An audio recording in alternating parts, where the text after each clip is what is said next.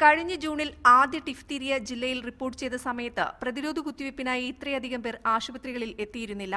കൂടുതൽ കേസുകൾ റിപ്പോർട്ട് ചെയ്തതോടെ വാക്സിൻ എടുക്കാൻ എത്തുന്നവരുടെ എണ്ണവും കൂടി.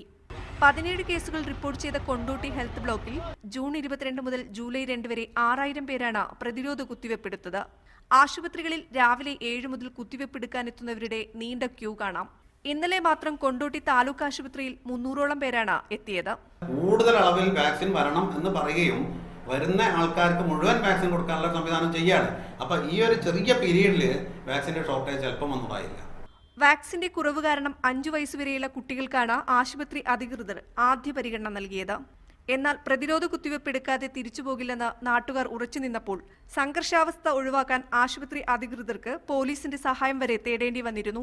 ടിഫ്തീരിയ ഭീതി പടർന്നതോടെ മലപ്പുറത്തെ സർക്കാർ ആശുപത്രികളിൽ വലിയ തിരക്കാണ് അനുഭവപ്പെടുന്നത്. പ്രായഭേദമന്യേ നിരവധി പേരാണ് പ്രതിരോധ കുത്തിവയ്പ്പിനായി ആശുപത്രികളിലെത്തുന്നത്. എന്നാൽ മതിയായ വാക്സിൻ ഇല്ലാത്തത് പ്രതിരോധ പ്രവർത്തനങ്ങളെ ബാധിക്കുന്നുണ്ട്. സഫീറ മഠത്തിലകത്ത്, മീഡിയ 1, മലപ്പുറം.